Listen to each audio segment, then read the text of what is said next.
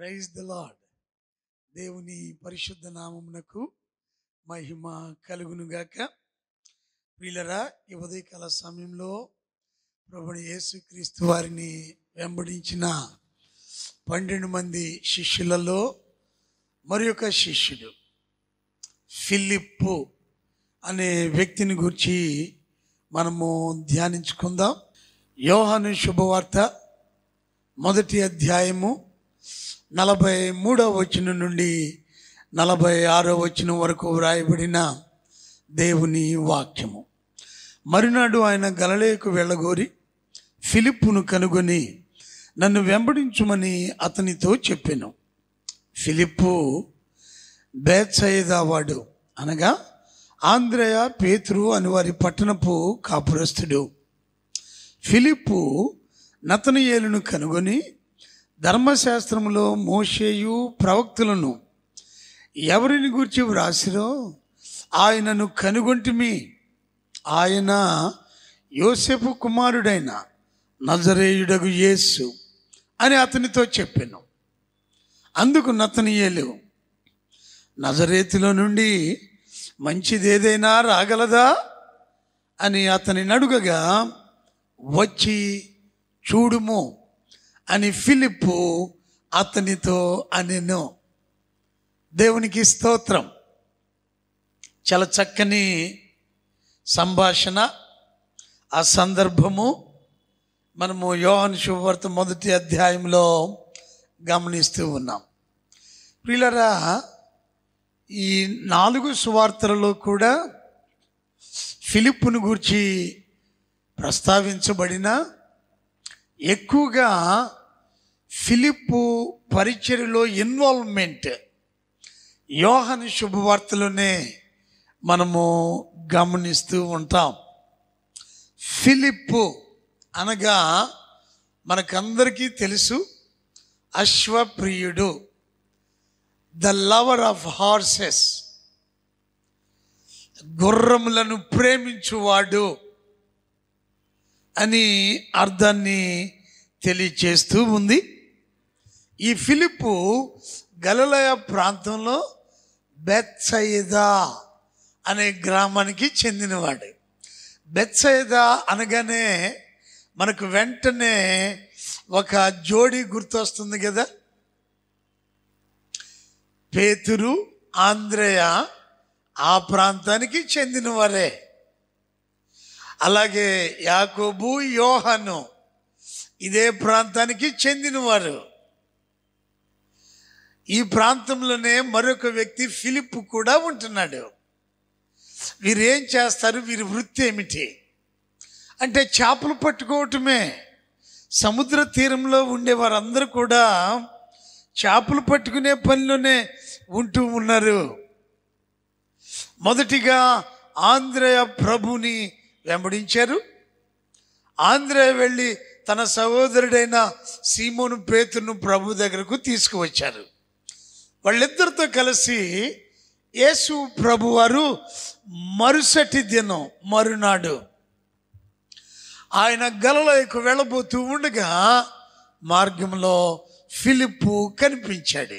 ప్రభువే పిలిచారు, ప్రభు చేత పిలువబడ్డాడు. ఎంత గొప్ప ధన్యత! మరి అలా పిలువబడిన తర్వాత మనం చూస్తున్న ఈ 1వ అధ్యాయంలో ఆంద్రేయ యేసయ్యను మెస్సియగా గుర్తించాడు. ఆ తర్వాత ఆయన మౌనంగా ఉండలేదు. వెళ్ళి తన సహోదరుడైన సీమోను పేతురును తోడుకొని వచ్చాడు. ఆ తర్వాత యేసయ్య ఫిలిప్పును కనుగొన్నారు. నువ్వు వచ్చి నన్ను వెంబడించు. మారు మాట్లాడలేదు ఫిలిప్పు. యేసయ్యను వెంబడించాడు. సాకులు చెప్పలేదు, పనులున్నాయని చెప్పలేదు, తన పరిస్థితిని చెప్పలేదు. ప్రభు పిలిచిన వెంటనే మౌనంగా ప్రభును వెంబడించిన వాడు. వెంబడించి అంతటితో ఆగిపోలేదు. పలుమార్లు మనం ఈ యోహాను శుభవార్తలో ఆంద్రేయ, ఫిలిప్పు అని వారిద్దరూ జంటగా కొన్ని కార్యక్రమాలలో పాలు పంపులు పొందినట్లుగా చూస్తాం. ప్రియులరా, ఆంద్రేయ ఏ రీతిగా తన సహోదరుడైన పేతురును యేసే దగ్గరకు నడిపించాడు, ఫిలిప్పు కూడా తనకి సహోదరుడు కానీ లేక అత్యంత ప్రియ స్నేహితుడు నతనయేలు దగ్గరకు వెళ్ళి నతనయేలును యేసయ్య దగ్గరకు నడిపిస్తూ ఉన్నాడు. హల్లెలూయా. కాబట్టి ఇక్కడ ఫిలిప్పు యేసయ్యని కనుగొన్న తరువాత ఆ యేసయ్య కొరకు ఎందరైతే ఎదురు చూస్తూ ఉన్నారో వారిని కనుగొనే పనిలో ఫిలిప్పు కూడా ఉన్నాడు. అందులో ఒకరు నతనయేలు. వెళ్ళి నతనయేలును యేసయ్య దగ్గరకు నడిపిస్తూ ఉన్నారు. చాలా అమోఘంగా అనిపిస్తూ ఉంటుంది ఫిలిప్పును గూర్చి బైబిల్ గ్రంథంలో మనకు ఎక్కువగా వ్రాయబడలేదు. ఈ యోహాను శుభవార్తలోనే 2-3 సందర్భాలలో మనము చూస్తూ ఉంటాం. The gospel according to Philip అని అప్రమాణిక గ్రంథాలలో ఒక పుస్తకంగా వ్రాయబడింది. మత్తయి సువార్త, మార్కు సువార్త, లూకా శుభవార్త, యోహాను శుభవార్త అని చెప్పినట్లుగా ఫిలిప్పు శుభవార్త కూడా ఒకటి ఉంది.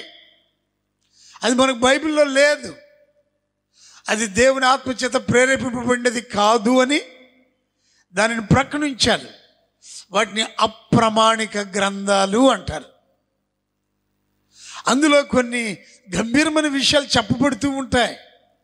ఫిలిప్పు కూడా ప్రభుని ఎలా వెంబడించాడు, ఏమేమి కార్యాలు జరిగినాయి. ఎందుకంటే ఫిలిప్పు ప్రభు చేత పిలువబడిన వారిలో ఒకడు. ఆయన చేసిన కార్యాలు చూశాడు, ఆయన చేసిన బోధలు విన్నాడు, ఆయన వేసిన అడుగులు వేశాడు. ఆ రీతిగా ప్రభుని వెంబడించిన వాడు ఫిలిప్పు. యేసు ప్రభువు భూమి మీద జీవించి ఉండగా పెద్దగా ఆయన జీవితంలో ముందుకొచ్చి చేసిన కార్యాలు కనిపించవు. కానీ యేసు ప్రభు వారి శిలువ మరణ పునరుత్థానముల తరువాత ఒక గొప్ప మిషనరీగా ఆయన ప్రభు పరిచర్య జరిగించి అనేకులను ప్రభు తట్టుకు మళ్ళించినట్లుగా చరిత్రలో మనం చూస్తూ ఉంటాం. ఆయన ఒక గొప్ప హతసాక్షిగా ఉన్నాడు. ప్రభుని వెంబడించిన శిష్యులందరూ కూడా హతసాక్షులయ్యారు. ప్రభు కొరకు ఆయన పనిలో పెంతెకోస్తు పండుగ అనంతరం వీరందరూ కూడా ప్రభు పనిలో నిర్విఘ్నంగా ముందుకు సాగినట్లుగా తెలుసుకుంటూ ఉన్నాం. ఒక మాట, ఫిలిప్పు యొక్క మరణాన్ని గురించి మనం చూస్తే ఒక ఊరిలో సర్పదేవత విగ్రహము ఒకటి ఉంది. పెద్ద సర్పదేవత, ఒక పెద్ద ఆలయం ఉంది. ఆ మందిరంలోనే ఒక పాము కనిపించిందట. ఆ పామును ఫిలిప్పు చంపాడు. ఎంత పూజలు చేసినా పాము మనుషుల మీదకు వస్తే, ఇళ్లలోకి వస్తే ఊరుకోరు కదా, చంపేస్తారు కదా. అది చూసిన ఆ గుళ్ళోని పూజారి, అప్పటికే ఫిలిప్పు మీద కొంత ఆగ్రహాన్ని పెంచుకున్న ఆ ఊరి ఆ ప్రాంతపు గవర్నర్ గారు ఫిలిప్పును అలా ఇలా కాదు, మామూలుగా చంపకూడదు అని అక్కడే అనేక పాముల చేత కాటు వేయబడేటట్లు వారు చేశారట. అప్పటికీ చనిపోలేదు. ఈ ఫిలిప్పును నతనయేలును ఇద్దరిని పట్టుకొని బయటికి తీసుకువచ్చి ప్రజలందరూ చూస్తూ ఉండగా సిలువ మీదకి ఎక్కించి రాళ్లతో కొట్టి చనిపోయే వరకు ఫిలిప్పును బహుగా హింసిస్తూ ఉంటే ఆ సమయంలో భూకంపం వచ్చిందట. ఆ భూకంపంలో ప్రజలందరూ ఎక్కడ నిలవబడలేక పడిపోయి భూమి వారిని మృంగేస్తుందేమో అన్నట్లుగా అనిపించే సమయంలో ఫిలిప్పు ప్రార్థిస్తూ ఉన్నాడు, ప్రభువా వీరికి ఏ నష్టము కలగకూడదు, ప్రాణాపాయం రాకూడదు, ప్రతి కష్టం నుండి విడిపించు ప్రభువా అంటూ ఫిలిప్పు చేసిన ప్రార్థన మేరకు దేవుడు అక్కడున్న ప్రజలందరినీ మరలా కాపాడాడు.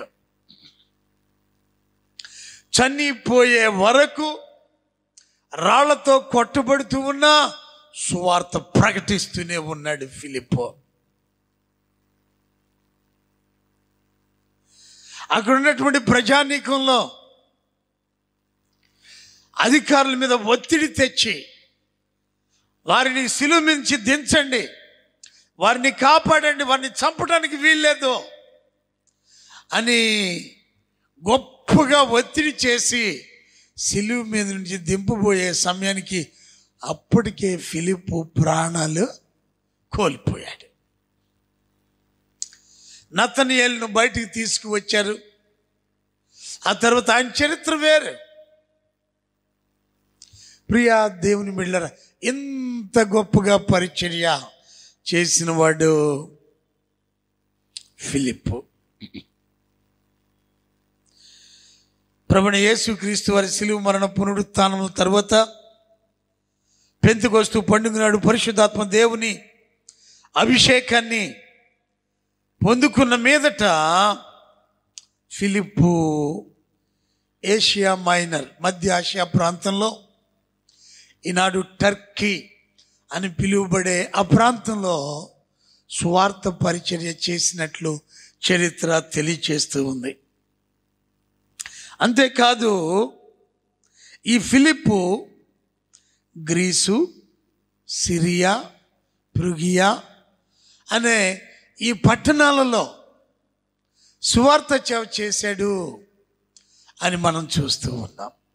ప్రియులారా, సర్వసాధారణంగా ఒక తరగతిలో 12 మంది పిల్లలు ఉన్నట్లయితే 12 మంది ఒకేలాగా నేర్చుకోరు కదా.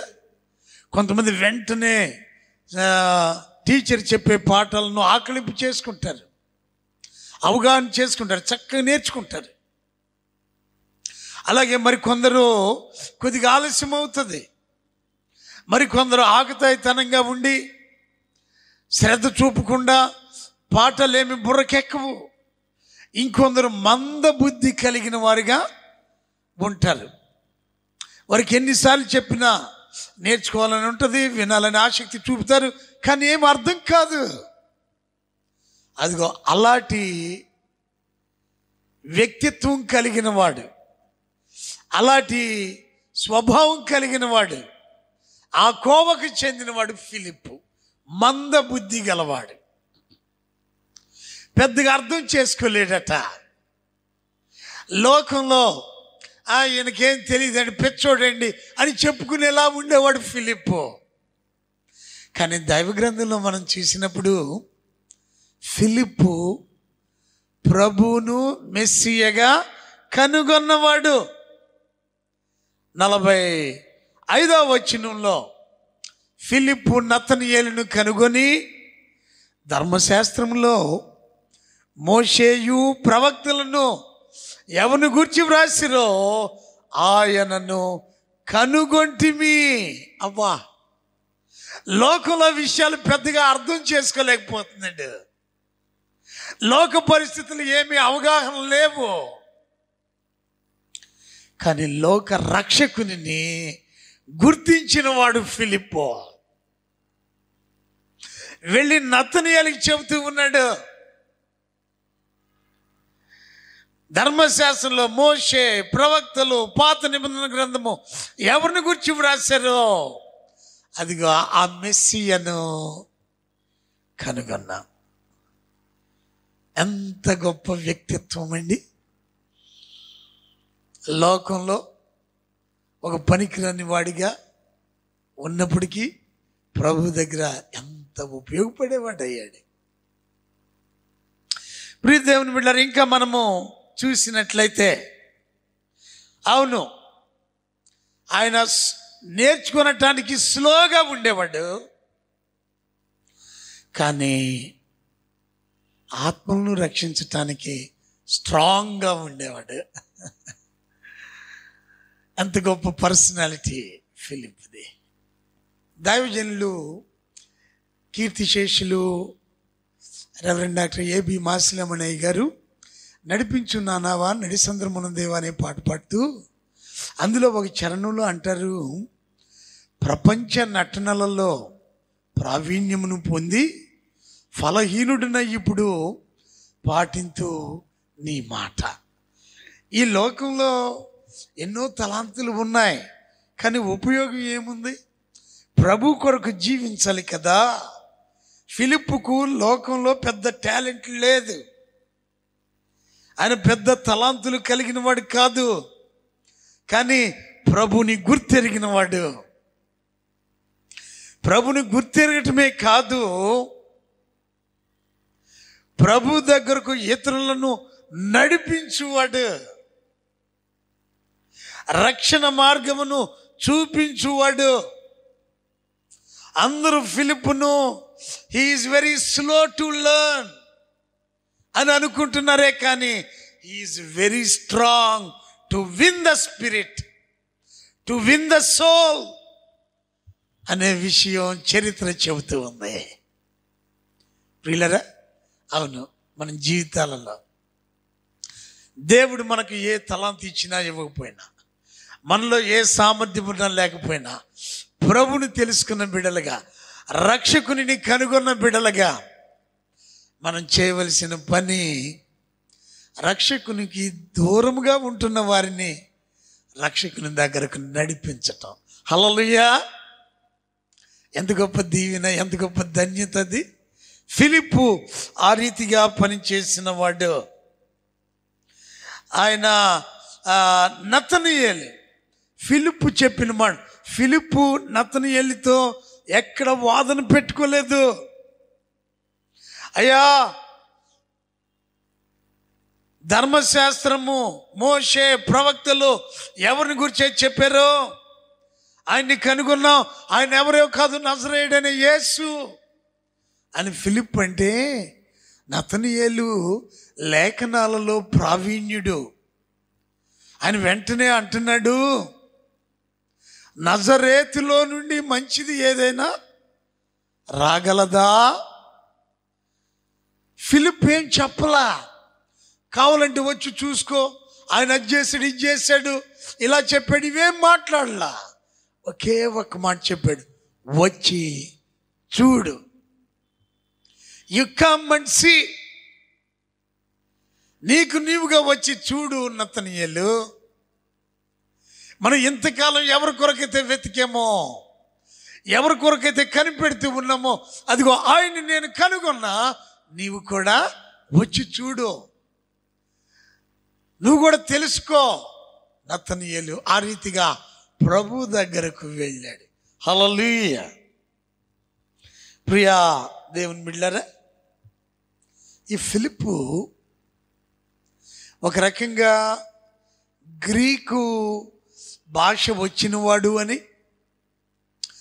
గ్రీకు ప్రజలతో మమేకమై ఉండగలిగిన వాడు అని చెప్పబడుతూ ఉంటాడు. అందుకే యోహాను శుభవార్త 12వ అధ్యాయంలో ఆ పస్కా పండుగ నాడు గ్రీసు దేశస్థులు కొందరు వచ్చారు. వారు వచ్చి ఫిలిప్పును కనుగొని ఫిలిప్పుతో అంటూ ఉన్నారు, మేము యేసును చూడగోరుతూ ఉన్నాం, మమ్మల్ని కొద్దిగా ఆయన దగ్గరికి తీసుకువెళ్ళండి, ఆయనతో మేము మాట్లాడాలి. ఫిలిప్పు చాలా త్వరగా ఇతరులతో కనెక్ట్ అయ్యేవాడు. స్వార్థ పరిచర్యలో దేవుని పిల్లలుగా మనము నేర్చుకోవలసిన ఒక గంభీరమైన విషయం ఇది. ఇతరులతో కలవకుండా, ఇతరులకు దూరంగా ఉంటూ మనం ఏం చేయలేం. ప్రభు పిలిచింది ప్రజల మధ్య సేవ చేయటానికి, ఆత్మలను రక్షించటానికి. ఫిలిప్పు వెంటనే ఆంద్రే దగ్గరకు వచ్చి ఆంద్రేతో చెబుతూ ఉన్నాడు, పలానాళ్ళు వచ్చారు యేసుని చూడాలట. అప్పుడు ఆంద్రేయ ఫిలిప్పు ఇద్దరు వెళ్ళి యేసు ప్రభువారికి ఆ విషయం చెప్తే ఎంత గొప్ప ప్రత్యక్షతను యేసు ప్రభువారు అక్కడ బయలుపరిచారండి. యోహాను శుభవార్త 12వ అధ్యాయము 24వ వచనంలో ప్రభు అంటున్నారు, గోధుమ గింజ భూమిలో పడి చావుకుండిన ఎడల అది ఒంటిగానే ఉండును, అది చచ్చిన ఎడల విస్తారముగా ఫలించును. యేసు ప్రభు వారి శిలువ మరణాన్ని గురించి, ఆయన పొందబోయే శిలువ శ్రమలను గురించి చెబుతూ ఉన్నారు. ఆయన చేయబోయే రక్షణ కార్యము, దాని యొక్క ఫలితం ఆ తర్వాత ఏ రీతిగా ఉండబోతుందో యేసు ప్రభు వారు ఇక్కడ తెలియచేస్తూ ఉన్నారు. అంతేకాదు యోహాను శుభవార్త 6వ అధ్యాయము 5వ వచనంలో గమనించినప్పుడు అనేక మంది ప్రజలు తండోపు తండలుగా యేసే దగ్గరకు వచ్చారు. ఆయన కొండ ఎక్కి కూర్చుండగా వారందరూ వచ్చి ఆయన మాటలు వినటానికి సిద్ధపడితే వారిని చూసి ఆయన బోధించాడు. వీరందరూ భోజనం చేయటానికి రొట్టెలు కొని తెప్పించవయ్యా ఫిలిప్పు, యేసయ్య ఫిలిప్పుకు చెబుతూ ఉన్నాడు. ఫిలిప్పుని గురించి ఒక దైవజనుడు చెప్పిన మాట ఏమిటి అని అంటే, he's a very good calculator. అంచనా వేయగలిగిన సామర్థ్యం కలిగిన వాడు, లెక్కించగలడు. ఎంతమంది ఉన్నారు, ఎంత కావాలి, ఏం కావాలి. అందుకనే వెంటనే ఫిలిప్పు అంటాడు 7వ వచనంలో, అందుకు ఫిలిప్పు వారిలో ప్రతివాడును కొంచెము కొంచెము పుచ్చుకొనుటకైనను 200 దేనారముల రొట్టెలు చాలవని ఆయనతో చెప్పాను. అప్పటికప్పుడే అక్కడ ప్రజలను అట్లా చూశాడు, లెక్కించాడు, వీళ్ళకి ఎంత అవసరం అవుతుంది, ఎంత ఖర్చు అవుతుంది. వెంటనే గణాంకాలు వచ్చేసినాయి. యేసైతే చెబుతున్నాడయ్యా, ఇంత డబ్బులున్నా చాలవండి, అసలు మన దగ్గర ఏం లేదు ఇప్పుడు. అయితే ప్రభు ఒక అద్భుతాన్ని అక్కడ చేయబోతూ ఉన్నారు. ఆయన ఏం చేయబోతున్నాడు ఆయన ఎరిగి ఉండి ఫిలిప్పును ఆ రీతిగా పరీక్షించెను అని దేవుని వాక్యం తెలియదు. చాలాసార్లు మన జీవితాల్లో ఇలాంటి పరీక్షలు ఎదురవుతూ ఉంటాయి కదా. ప్రభు మన పట్ల కార్యాలు చేయగలడు, చేస్తాడు. అయితే చేసే ముందు ఒక చిన్న పరీక్ష పెడుతూ ఉన్నాడు. హల్లెలూయా. ఆ పరీక్షలో మనం నెగ్గాలి. ఆ పరీక్షలో ప్రభు యొక్క ఉద్దేశాలను గుర్తెరిగి పనిచేసే వారంగా ఉండాలి. ఆ తర్వాత చూస్తాం, పురుషులే కేవలము 5,000 మందిగా ఇంచుమించు వారు భుజించారు. వారు కాకుండా ఇంకా స్త్రీలు పిల్లలు ఉన్నారు. వారందరూ తృప్తిగా తినగా 5 రొట్టెలు 2 చేపల వలన మిగిలిన ముక్కలు 12 గంపలు ఎత్తారట. హల్లెలూయా. ఎంత గొప్ప విషయం. ఆ తర్వాత ఫిలిప్పు జీవితంలో మరొక ప్రాముఖ్యమైన విషయం యోహాను శుభవార్తలోనే మనం గమనిస్తూ ఉంటాం. యోహాను శుభవార్త 14వ అధ్యాయంలో ప్రభువైన యేసు క్రీస్తు వారు అంటున్నారు, మనకందరికీ తెలిసినటువంటి మాటలు, యేసు నేనే మార్గమును సత్యమును జీవమును, నా ద్వారానే తప్ప ఎవడును తండ్రి యొద్దకు రాడు. మీరు నన్ను ఎరిగి ఉంటే నా తండ్రిని ఎరిగియుందురు, ఇప్పటి నుండి మీరు ఆయనను ఎరుగుదురు, ఆయనను చూచి ఉన్నారని చెప్పింది. యేసయ్య చెబుతున్నారు శిష్యులతో. 14వ అధ్యాయం 8వ వచనంలో ఫిలిప్పు అంటాడు, ప్రభువా తండ్రిని మాకు కనుబరుచు, మాకంతే చాలయా. అమాయకత్వం. ఒకవేళ ఏదన్నా తెలియకపోతే తెలిసినట్లు నటించేవాడు కాడు. ఏదన్నా తెలియని విషయం ఉంటే దాన్ని స్పష్టంగా ప్రభుతో చెప్పేవాడు. అందరి పరిస్థితి అదే, అక్కడ ఉన్న వాళ్ళ పరిస్థితి. కానీ ఎవరు నోరు మెదపట్లేదు, అందరికి అర్థమైపోయింది అన్నట్లుగా ఉన్నారు. కానీ వాళ్ళందరిలో ఫిలిప్పు ప్రభువుని అడుగుతూ ఉన్నారు, ప్రభువా తండ్రిని మాకు కనుపరచు, మా జీవితానికి అది చాలయ్యా. అప్పుడు యేసయ్య అన్నారు, ఫిలిప్పు, నేను ఇంతకాలం మీ యొద్ద ఉన్నాను కదా, నీవు నన్ను ఎరుగవా? నన్ను చూచిన వాడు తండ్రిని చూచి ఉన్నాడు. హల్లెలూయా! ఓ గొప్ప సత్యం దేవుడు ప్రభువైన యేసుక్రీస్తు వారు ఫిలిప్ అడిగిన ప్రశ్న ద్వారా బయటపెట్టారు. నన్ను చూస్తే తండ్రిని చూసిన, నేను తండ్రి ఏకమై ఉన్నా. వీఆర్ వన్, వేరు కాదు. ప్రియ దేవుని మీద దేవుని దగ్గరకు వచ్చి దేవుని సన్నిధిలో ఉండి తెలియకపోయినా తెలిసినట్లు, తెలిసినా తెలియనట్లు నటన ప్రభు దగ్గర పనికిరాదు. ఫిలిప్పు దానికి భిన్నమైన వాడు. ఫిలిప్పు ఉన్న విషయాన్ని కుండబద్దలు కొట్టేవాడు. తండ్రిని చూస్తే మాకు చాలయ్యా, తండ్రిని చూపించు. యేసయ్య అంటున్నారు, నన్ను చూస్తే తండ్రిని చూచినట్లే నేను తండ్రి ఏకమైన. ప్రియ దేవుని బిడ్డలారా, ఫిలిప్పు జీవితం ఎంత గొప్ప జీవితం. ప్రభుని ఎక్కడ విభేదించలేదు, ప్రభు పిలిస్తే సాకులు చెప్పలేదు, ప్రభు మాట చొప్పున ముందుకెళ్ళిపోయాడు. దేవుని గణపరిచేవాడిగా ఫిలిప్పు ఉన్నాడు. ఈ ఉదయకాల సమయంలో నీవు ఇతరులని ప్రభు దగ్గర నడిపించే వ్యక్తిగా ఉంటున్నావా? అన్యులు ఎవరైనా ప్రభుని గురించి తెలుసుకోవాలని వస్తే వారిని ప్రభు దగ్గరికి నడిపిస్తావా? వారిని ప్రభువుకు చూపించగలవా?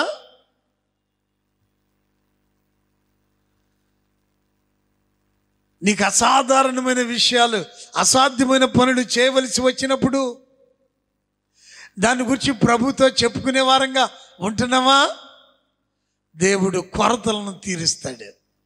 అయ్యో, మన దగ్గర 200 దేనారాలు కూడా లేవు, అంత ఖర్చు పెట్టినా చాలదు అంటూ ఫిలిప్పు చెబితే యేసయ్య అంటున్నారు, మీరు చూడండి, పెట్టండి వాళ్ళకి.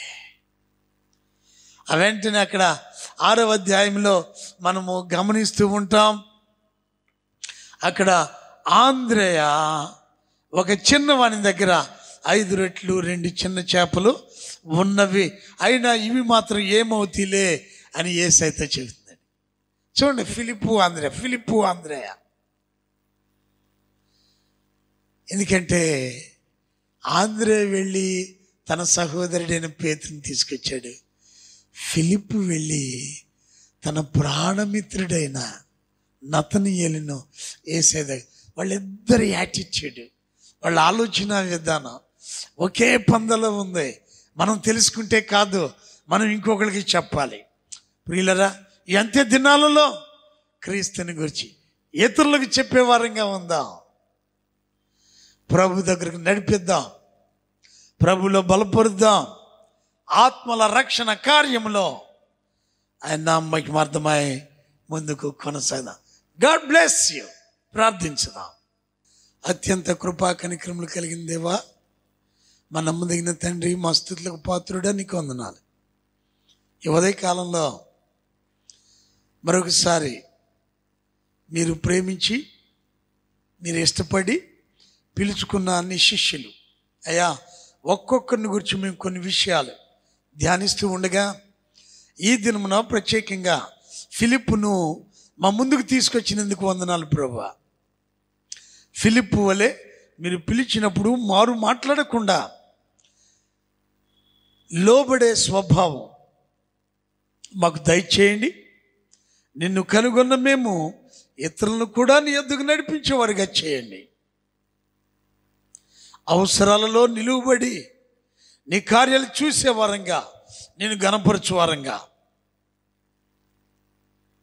అయ్యా, ఇతరులకు, అన్యులకు మనాథుడు రక్షకుడైన సిలువలో మృతి చెందిన, సమాధి చేయబడి తిరిగి లేచిన యేసయ్యను మేము చూపించే వారంగా చేయండి.